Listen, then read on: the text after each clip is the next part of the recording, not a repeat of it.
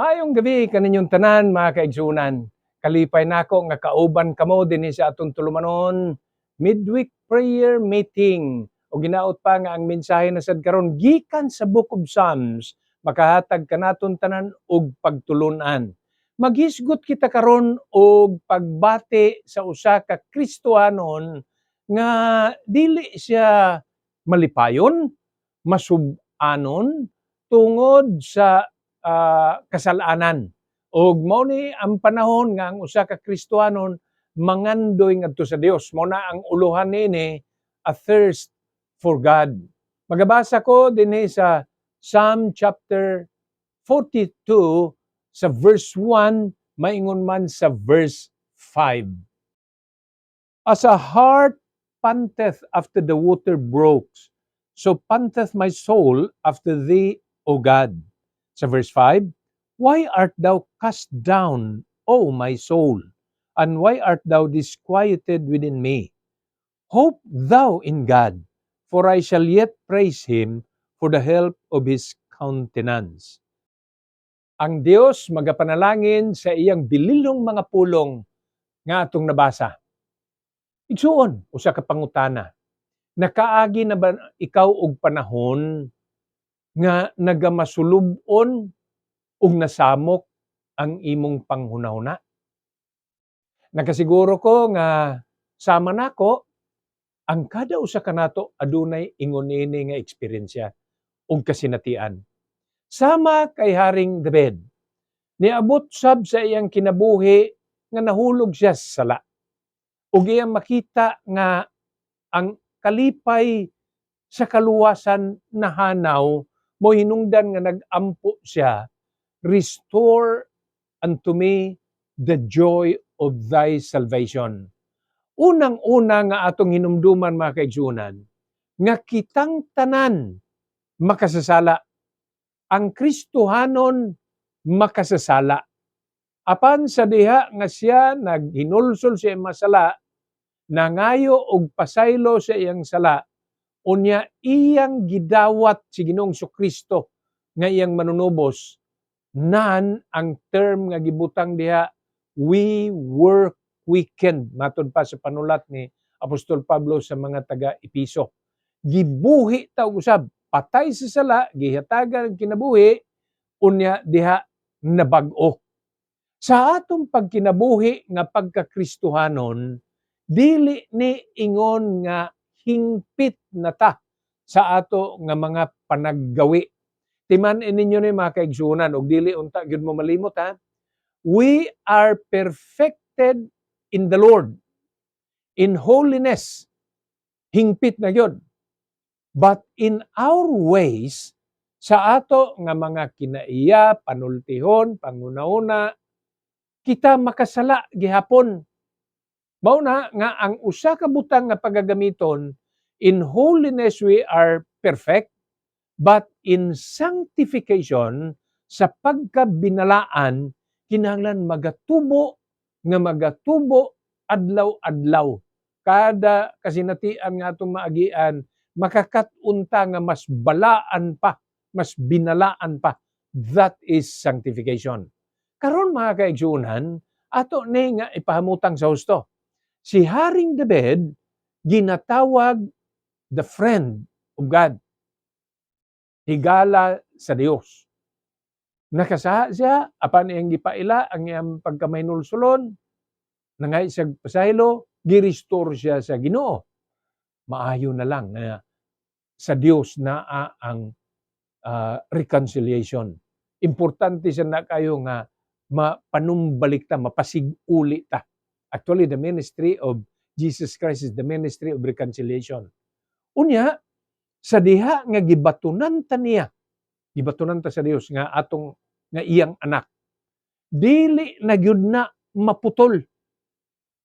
But many times our fellowship is broken. That needs to be repaired. Alright, balik ko na ko. Inigdawat sa tao kay Ginoong Kristo, siya mahimong anak sa Dios. Unya, di na ni mawa nga pagkaanak sa Dios. Basta husto ang pagdawat kinasing-kasing. John 1:12, but as many as receive him, to them gave he power to become the sons of God, even to them that believe on his name. Di na maputol. Once a Christian, you will always be a Christian. Apan ang fellowship pwedeng maputol, pwedeng bali. Mauna nga sa mga panahon nga dunay mga chastenings and scourgings, mga pagpukaw, mga pagpahinumdom, mga paghatag sa Ginoo og kanang latos, nagpaila lang na nga iya tang anak, iya tang gimahal, ug gusto niya nga dili ta mo liko, mao nang pahinumduman ta. Those are chastenings, those are scourgings, not to destroy us, but to repair us. Balikan nato ang Psalm 42. Dinhi nakahimo og sala si Haring David. Ug dinhi iyang giila ang iyang mga sala. Now I'll continue reading in verse 2. My soul thirsteth for God, for the living God. When shall I come and appear before God? My tears have been my meat day and night, while they continually say unto me, where is thy God? When I remember these things, I pour out my soul in me. For I had gone with the multitude. I went with them to the house of God, and the voice of the joy and praise with the multitude that kept holiday. Din ay mga kaigsunan, nakita niya, nakasaha siya. Unya, ang mga tao, nagbiay-biay sa iya. Abi nato, og malipay ang mga tao nga makasalata, biay-biayon gud hinuon ta. Pwede ta nila nga mayon, dali, uban namo. Pero sa paghimo natong sala, ang pagbiay-biay mao gyud ang atong madawat. Karon gitagaan si David og pangunahuna nga makaamgo siya sa iyang kahimuan. And so that will be the time. Many times in solitary moments, God will allow you to examine yourselves. Imong masusi ba imong kaugalingon? Nganong ing-ani naman ang direksyon sa akong kinabuhi? Nganong ing-ani naman atong ginahimo? Kay luyo sa imong pagkabugnaw sa pagpangalagad, nag-uban-uban na ka sa mga kahilayan sa kalibutan, makita man nimo nga wala gyud nay katagbawan ug wala gyud nay kapaingnan. Lahi ra ang matinud-anon nga pag-alagad sa Ginoo. Moabot man sad ang kakapoy nga mag-alagad ta sa Ginoo. Usahay gani makahuna-huna ta nga muundang na.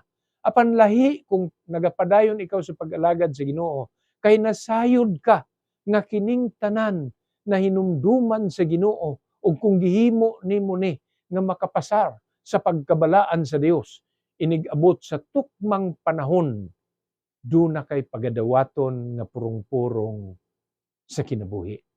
Dili sama ni anang mag-uban-uban ka sa kahilayan, nga nasayod ka nga sa di madugay, moabot ang pagpaningil sa Dios. Ingon pa sa balaang kasulatan, be sure your sins will find you out. Ang tighimo og sala, moabot ra ang panahon sumbalikan siya sa iyang gihimong dautan. Ang makasasala, moabot ra ang panahon, di nako tawagong karma. Apan akong isulti nga mao ni ang sumbalik sa sala nga gihimo. Ang mga palahubog, moabot ang panahon, mag-antos sa ilang panglawas tungod sa alkohol nga naa sa ilimnon.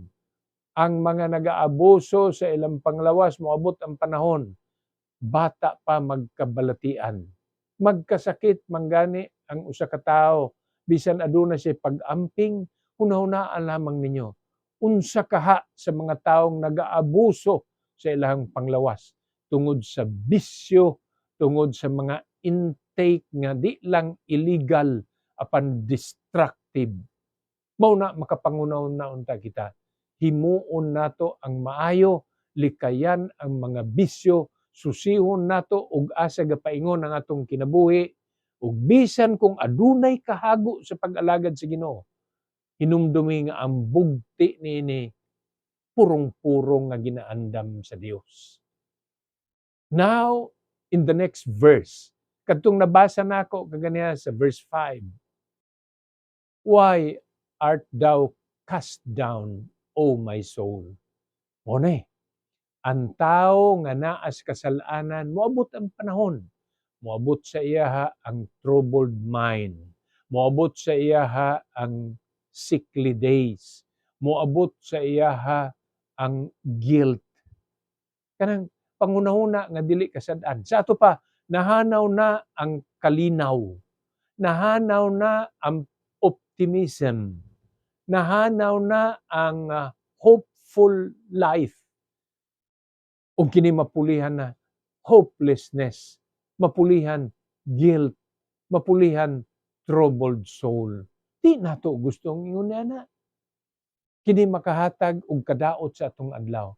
Gusto nato masanagon gyapon natong kinabuhi. Mo na hinungdan mga kaigsunan, ayaw palayo sa Ginoo. Ayaw pagtuo nga makaya na nimo ang tanan. Ayaw pagtuo nga di na ka nagkinahanglan og Dios. Gani ayaw pagtuo nga di nakakinahanglan og church. Mahimong dili hingpit ang mga tao nga naa sa ginaatinan nimo nga congregation. Apan dili kana rason nga imong likayan ang pakighiusa sa church or the assembly of called out ones.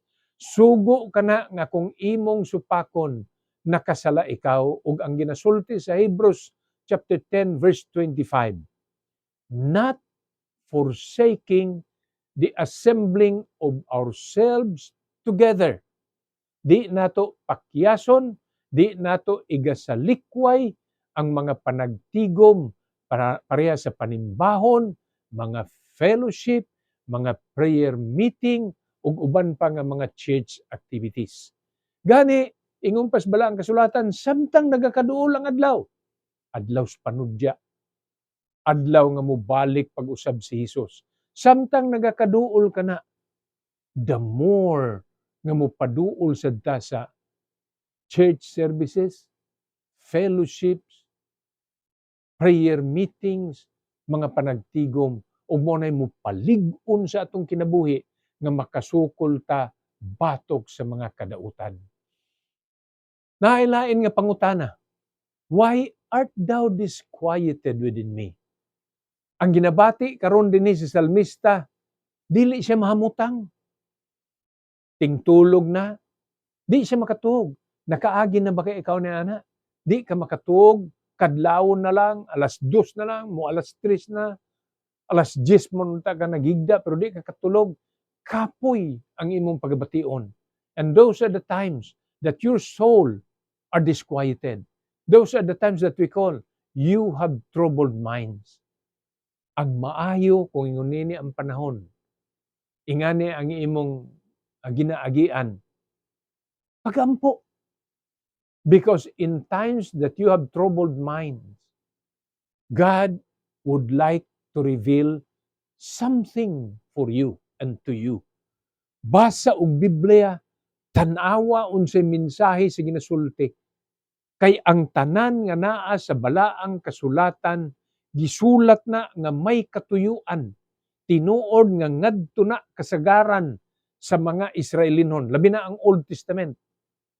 Sa New Testament, adunay mga sulat para sa taga-Roma, para sa mga taga-Korinto, para sa taga-Episo. But this book, the scripture, mao ni ang pulong sa Ginoo. Ug kung dili man ka makatulog, there are times that God wants to reveal something to you and for you. Read the scriptures and He will give you the things that He wants to tell you. Maybe from the teachings that you are reading, or maybe it will just appear in your mind. Tingali sa imong ginabasa, makakita ka, makapangunahuna ka unsay angay nimong himuon. Tingali mo santo pra na sa imong pagkunahuna. Pagkahuman nimo basa og pag-ampo og unsay gusto, ipaabot sa Ginoo alang nimo. Apan na siya gustong ibutyag, na say gusto nga ipadayag nga nimo. And take those times to pray and read the scripture. Ingon pa ni Haring David, there is a verse 5, hope in our God. Ibutang ang imong paglaom nga sa Ginoo. Diha ang atong lauman. Tun-i ang iyang pulong. Ayaw pagpabaya niining maong kabilinggan. Igsuon, maula ba tamo yung tag-Kristohanon, yawa gyud ta nagapakig istorya sa Dios. Ang pag-istorya nato, ang pag-ampo, therefore neglect not your prayer time. Ug ang panahon nga makaistorya ang Dios sa ato, maong pagbasa nato sa iyang pulong ang Biblia, so neglect not Bible reading. Kung wa pa ikaw panahon, gitakda nga panahon nga mubasa sa balaang kasulatan, kung ikaw moingon lang, mubasa lang ko, kung makahigayon ko, wa gyud kay fix nga schedule, I will challenge you, my brother and my sister. Give a specific time to read the scripture. It could be in the morning. It could be at noontime. It could be in the evening. It could be in the afternoon. It could be early in the morning. Basa sa balaang kasulatan na asay buot ipadayag nimo. Ayaw hulata nga ikaw pagauhawon kay dunay mga panahon nga tuyoon sa Ginoo nga kung diha ka magyanang sa kasalanan inigsangpit nimo dili mutubag ang Dios. Isaiah chapter 59:1 and 2. Ang Dios maminaw. Ang Dios dili mubog kamot. Ang Dios dili bungol. Apan kung dunay sala diha nimo, mababagan ang imong mga pag-ampo. Busa magkinabuhi nga matarong. Og ang imong handom makahatag pagdaig sa Ginoo. Unya ang imong kinabuhi mahimong maayong kapanaminan sa uban because we want to be accepted of God, and that gives us peace of mind, that gives us victory over the circumstances that we are now facing. Hinaot pa nga ma-apply nimo ni, nagaagi ka og mga suliran, wala, dagko o gagmay, i-apply kining maong mga pagtulunan. Hope thou in our God. Ang Dios magapanalangin kanatong tanan, to God be the glory and shalom.